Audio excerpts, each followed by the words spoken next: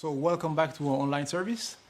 For those just joined, welcome. Bienvenue à Pour ceux qui nouveau, viennent de nous et pour ceux qui viennent de nous rejoindre, bienvenue.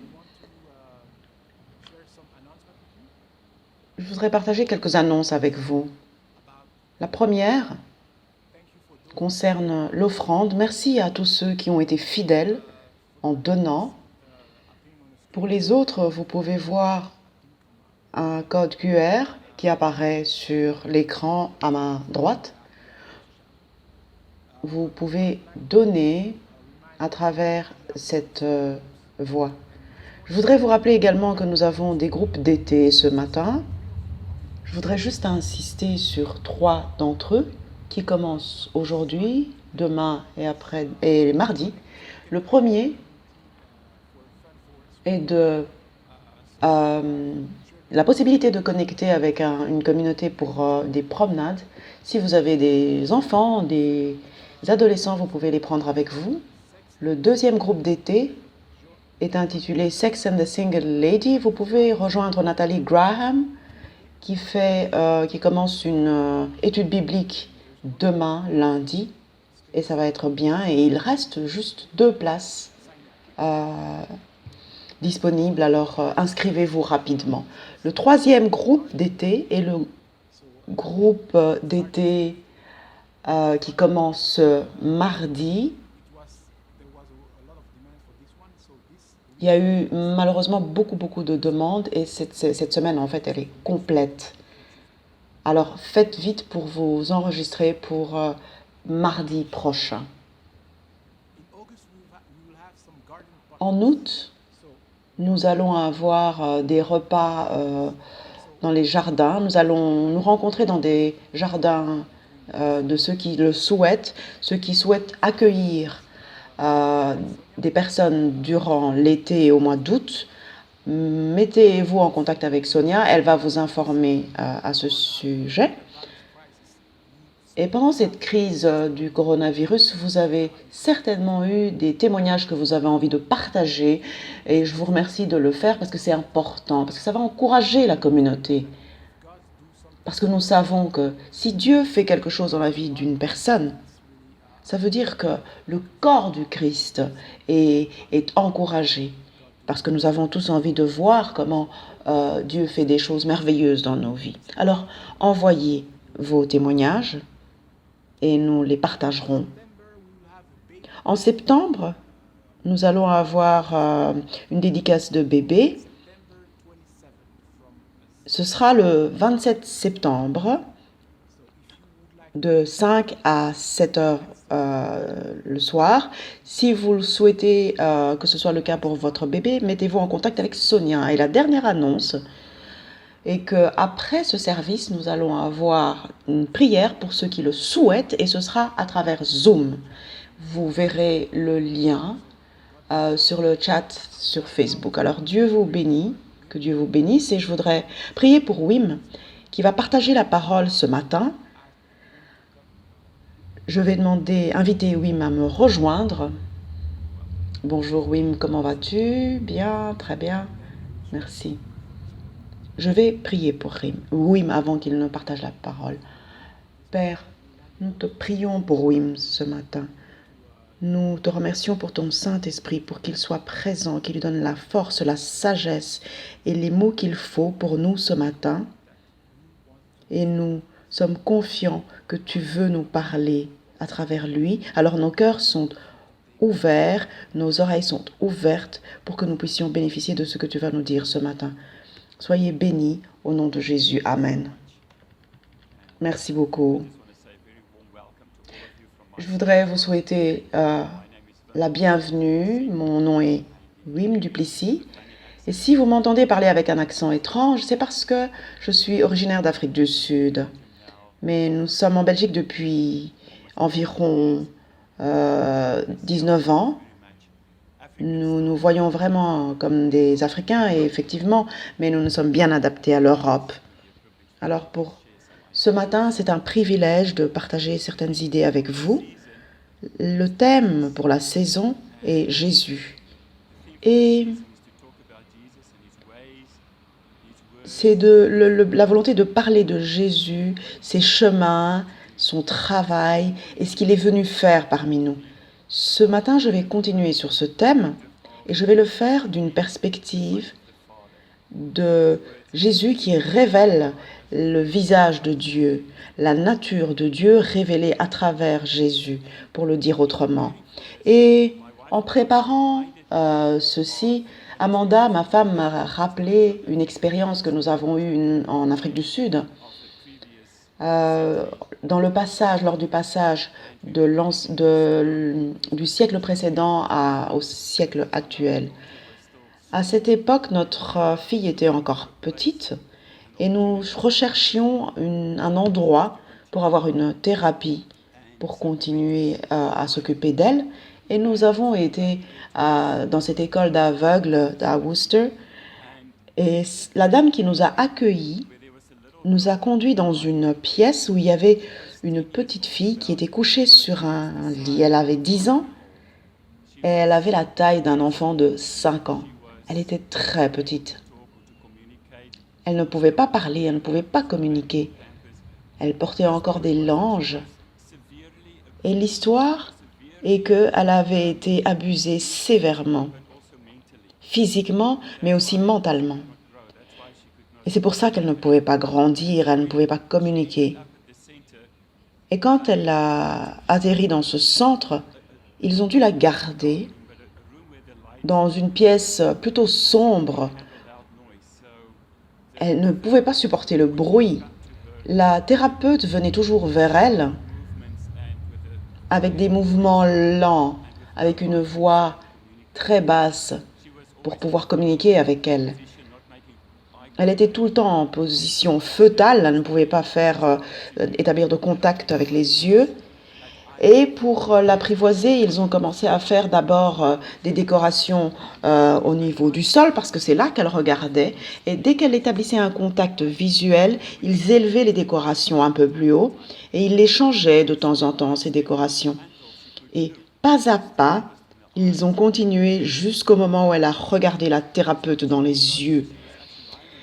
Quand nous avons vu ça, nous l'avons rencontrée, elle regardait le plafond parce qu'ils avaient mis toutes ces étoiles brillantes sur le plafond. Et cette expérience nous a vraiment touchés profondément et nous en souvenons encore aujourd'hui. Pour moi, c'est vraiment ce que Dieu est en train de faire. Il ne vient pas nous parler du sommet d'une montagne. Il ne se moque pas de nos besoins ou des choses avec lesquelles nous nous battons.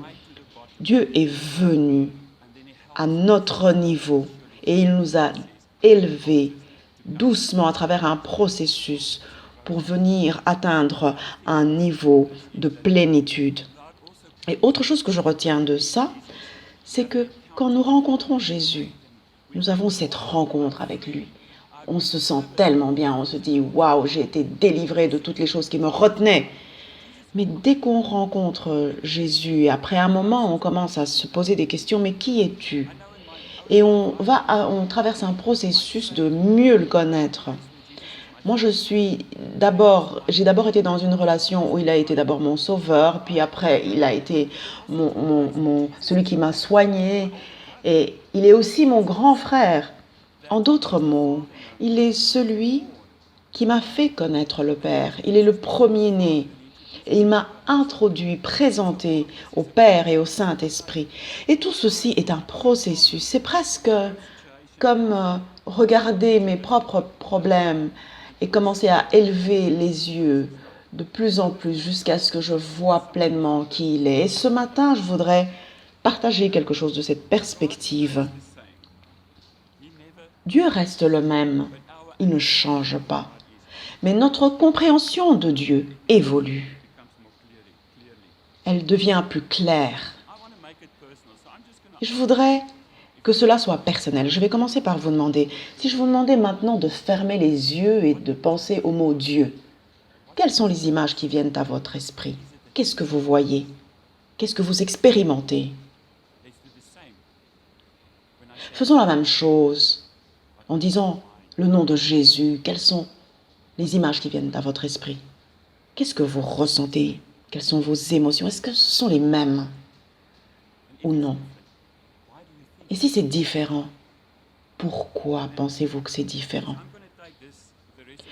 Alors, je vais prendre le reste du temps qui me reste pour voir comment en Jésus nous pouvons voir plus de ce que Dieu est. Parce que le Père est exactement comme Jésus. Et Jésus est venu pour nous le révéler. Brian Zahnd nous dit que Jésus a toujours été exactement comme Jésus. Nous ne l'avons pas su, pas toujours su, mais maintenant nous le savons. Jésus, comme nous dit la Bible, il est pleinement ce que Dieu est dans son caractère et dans sa nature. Je vais lire quelques passages bibliques. Prenons un instant, parce que j'ai vraiment envie que la parole nous parle. Je vais commencer à travers Jean 14. Parce que si on regarde le contexte, on se rend compte que c'est vraiment dans ce passage de la Bible, c'est les derniers moments de Jésus.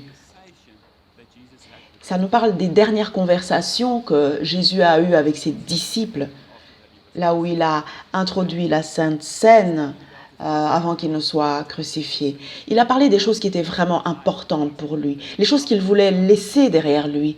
Il voulait que ses disciples entendent et suivent. Et c'est pourquoi j'ai envie de partager ces versets. À partir du verset 1. « Ne laissez pas vos cœurs être troublés. Croyez en Dieu et croyez aussi en moi. Dans la maison de mon Père, il y a beaucoup de place. Si ce n'était pas ça, vous aurais-je dit que j'allais préparer un endroit pour vous? Et je reviendrai et je vous y accompagnerai moi-même pour que là où je suis, vous puissiez aussi y être. Et vous savez le chemin là où je me rends. » Thomas lui a dit, « Seigneur, nous ne savons pas où tu vas et comment pouvons-nous connaître le chemin? » Jésus leur a dit, « Je suis le chemin et la vérité et la vie. Personne ne vient au Père si ce n'est à travers moi. Si vous me connaissez, vous connaissez aussi le Père. Et vous l'avez vu. » Et Philippe lui a demandé, « Seigneur, montre-nous. » Et le Seigneur lui a dit, « Philippe, si tu ne me connais pas encore et tu ne connais pas encore le Père, parce que celui qui m'a vu a vu le Père, comment peux-tu dire, montre-moi le Père? Ne crois-tu pas que je suis dans le Père et le Père est en moi? Les paroles que je te dis ne viennent pas de moi, mais du Père, parce qu'il est en moi. » Et à partir du verset 18, il nous dit, « Je ne vous laisserai pas comme orphelin, je viendrai à vous. » Si on retourne au verset 1, il nous dit, « Ne soyez pas troublés, croyez en Dieu et croyez aussi en moi. » Jésus savait que ses disciples allaient être perdus quand ils seraient partis. Et là, il préparait leur cœur pour le moment où ils seraient plus là. Il nous dit précisément, « Je ne vous laisserai pas comme des orphelins. » Parce qu'il nous promet en réalité, à cet endroit, la présence du Saint-Esprit. Et c'est vraiment intéressant. Il nous rappelle que ce serait avantageux pour nous s'il va au Père pour qu'il puisse nous envoyer le Saint-Esprit.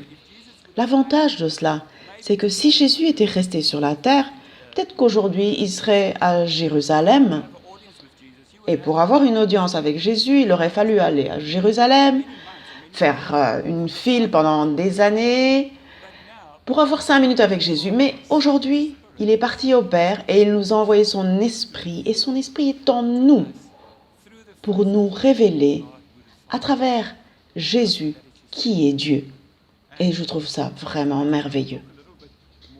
Je voudrais parler un peu de ça dans le sens où, comme je l'ai dit précédemment, Dieu est la Trinité. Et vous voyez le mot inclusif, parce que le Père est en moi. Le Saint-Esprit qui vient et qui est en nous, il nous inclut dans cette relation entre le Père, le Fils et le Saint-Esprit. Et j'ai appris à travers les années que je ne peux pas parler de Jésus sans parler du Père, du Fils et du Saint-Esprit, parce que c'est la Trinité qui compte. C'est ce qui fait notre foi en tant que chrétien si spéciale, parce que nous croyons en un Dieu qui est une Trinité, Père, Fils et Saint-Esprit. Et nous avons besoin de bien comprendre cela. Si nous pensons à Dieu, et c'est pour ça que je vous demande de faire cet exercice, quand vous pensez à Dieu, qu'est-ce que vous pensez? Qu'est-ce que vous ressentez quand vous pensez à Jésus? Est-ce que vous ressentez la même chose? Parce que c'est un seul Dieu, bien qu'il existe en 3 personnes. Et Jésus est venu pour nous montrer qui est le Père.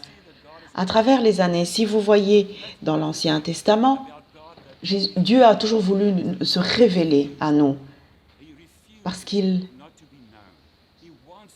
refusait de ne pas être connu. Il a toujours tout fait pour être connu de nous. Et dans l'Ancien Testament, je voudrais d'abord revenir à Jean 1, verset 18, qui nous dit, je vais commencer par le verset 17, « La loi a été donnée à travers Moïse et la grâce par Jésus. »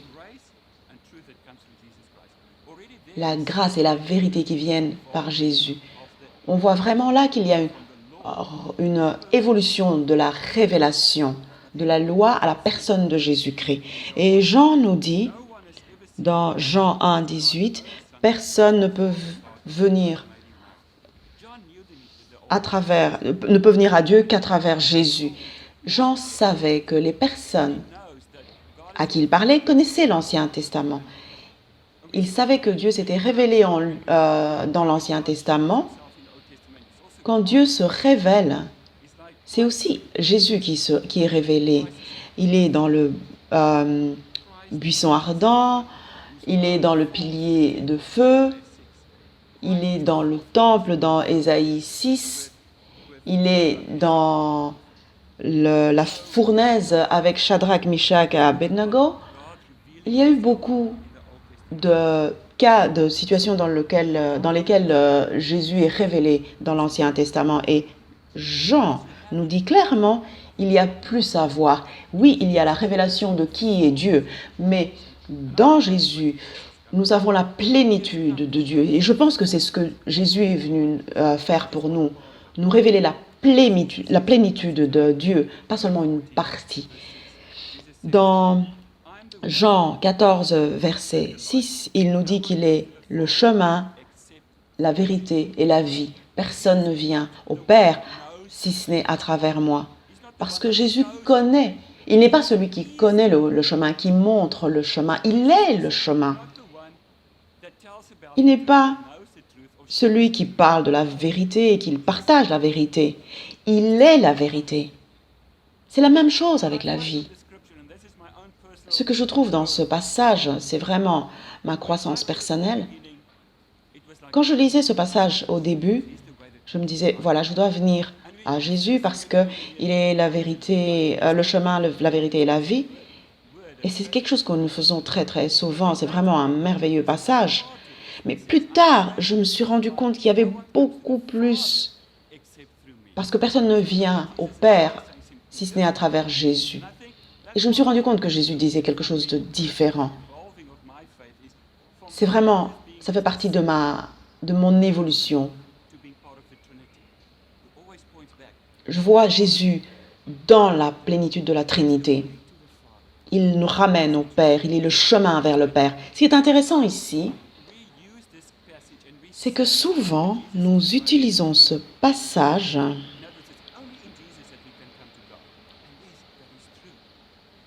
oui, c'est vrai que c'est à travers Jésus uniquement que nous venons au Père, mais il y a plus à ce passage.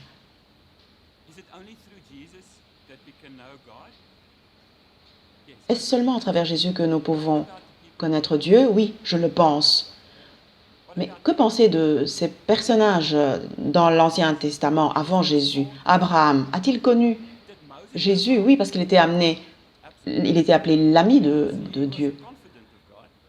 Moïse était en communication avec Dieu. Il s'est même disputé avec Dieu.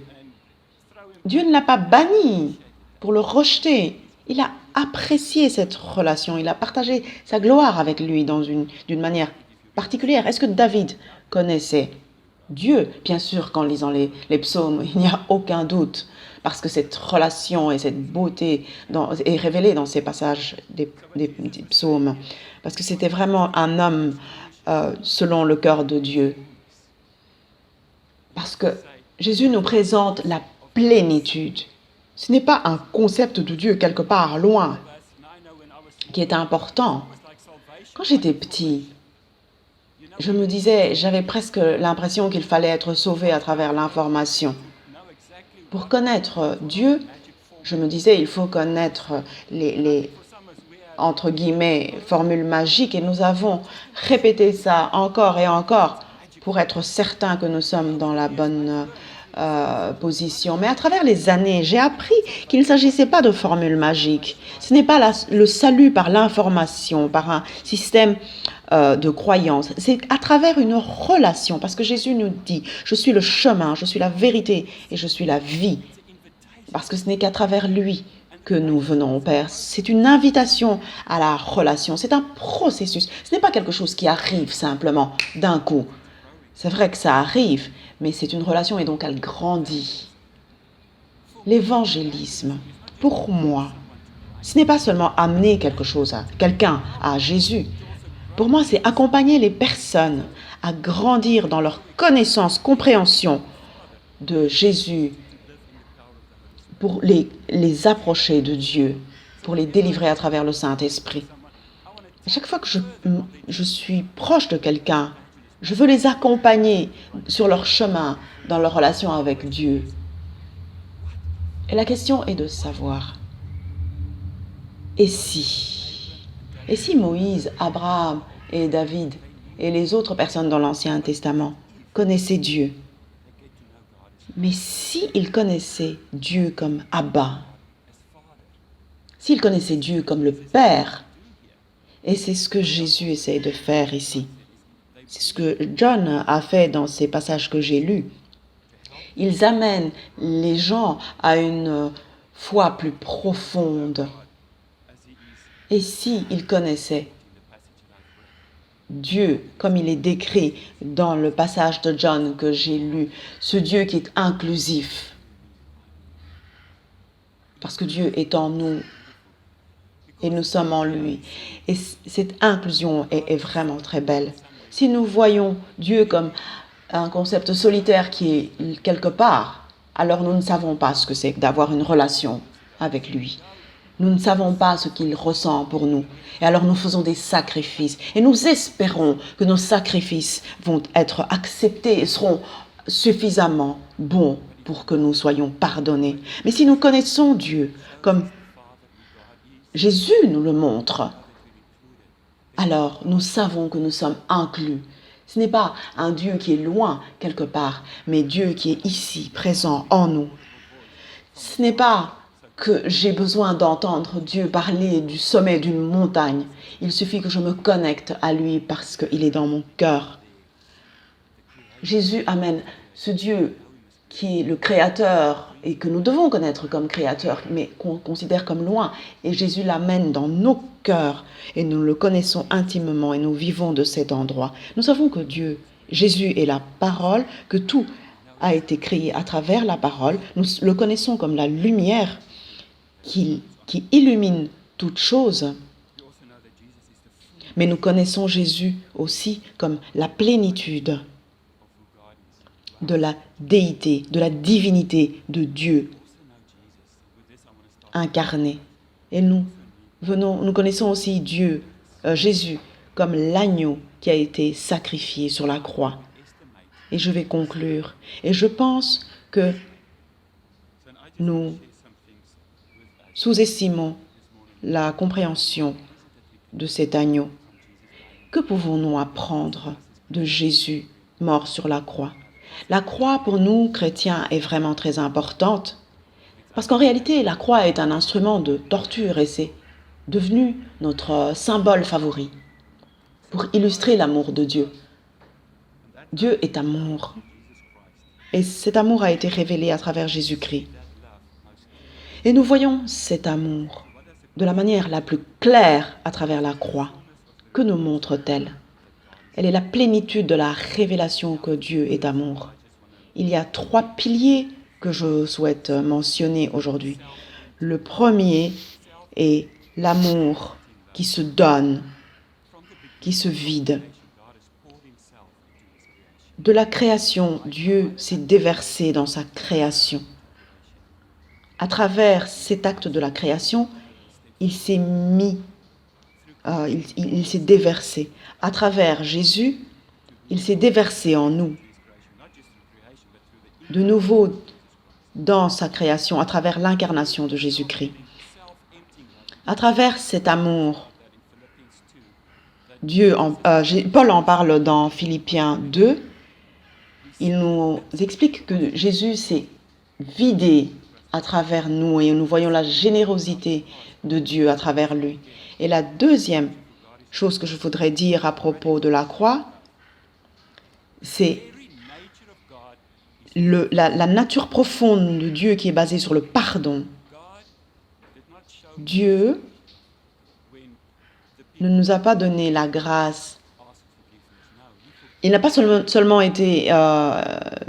donné la grâce aux gens qui ont torturé Jésus, mais il les a pardonnés avant même qu'ils ne demandent le pardon. Il n'est pas venu contre ceux qui torturaient son fils pour se venger. Non, il leur a pardonné. Même cet acte horrible qu'il a dû endurer.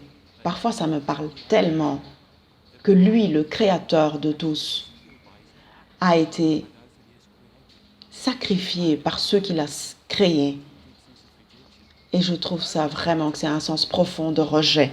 Je voudrais vous dire aujourd'hui, peu importe où vous êtes, ce que vous avez fait, Dieu vous pardonnera parce qu'il peut vous pardonner, parce que sa nature est profondément ancrée dans le pardon. Il n'y a pas quelque chose que vous ayez pu faire qui ne puisse vous pardonner. Hier, j'ai été me promener et pendant que je me promenais, j'ai pris une petite pierre, peut-être qu'elle va être vue sur l'écran et souvent je le fais. Et pendant que je tenais cette pierre, je priais. Et j'avais vraiment le sentiment que Dieu me disait, ce n'est pas quelque chose de magique. Je tenais cette pierre pour me rappeler que je dois prier. Et j'ai le sentiment que Dieu nous dit à certains d'entre nous que si vous avez l'impression que vous êtes éloigné de Dieu, et vous avez le sentiment que Dieu ne peut plus vous trouver parce que vous êtes trop éloigné, j'ai vraiment le sentiment que Dieu vous dit que vous avez l'impression que vous êtes éloigné de Dieu, mais en réalité, non.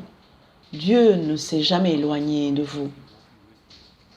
Dans cet éloignement, Dieu était présent. Ce que j'ai appris avec les années, c'est que parfois, nous avons besoin de nous éloigner. Nous éloignons en fait du faux concept que nous avons de Dieu.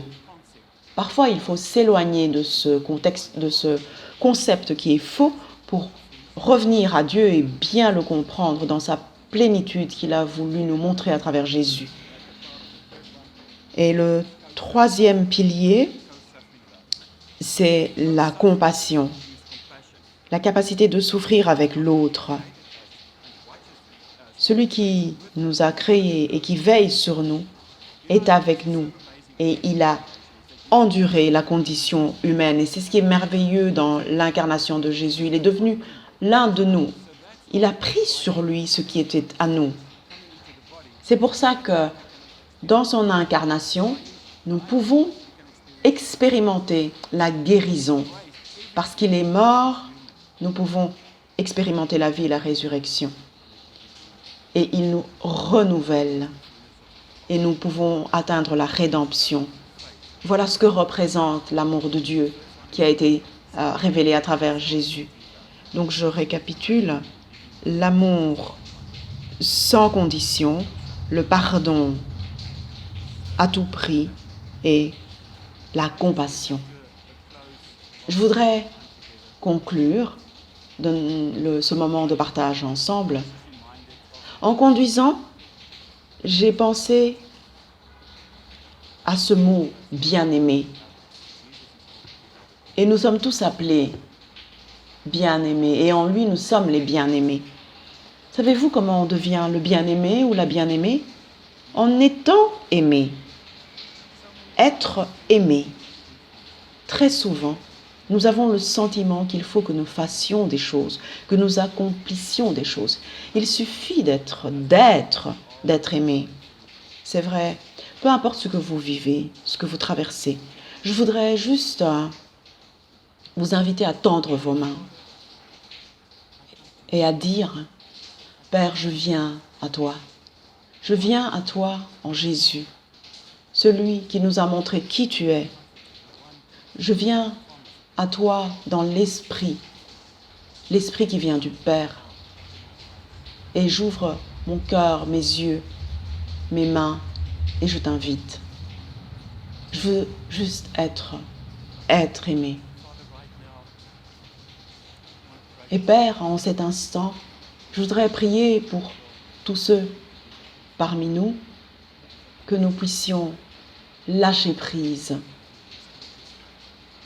que nous puissions comprendre et être dans cette présence avec toi et connaître ton amour.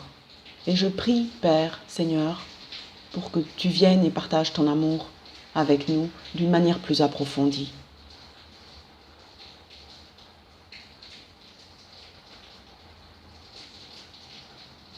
Viens, Saint-Esprit, déverse l'amour de Dieu sur nos cœurs. Accorde-nous de l'expérimenter de manière profonde. Et que la grâce de notre Seigneur Jésus-Christ, l'amour de Dieu notre Père et la compagnie du Saint-Esprit soient avec nous et avec nous tous. Au nom de Jésus, soyez bénis et je vous souhaite une bonne journée. Bye.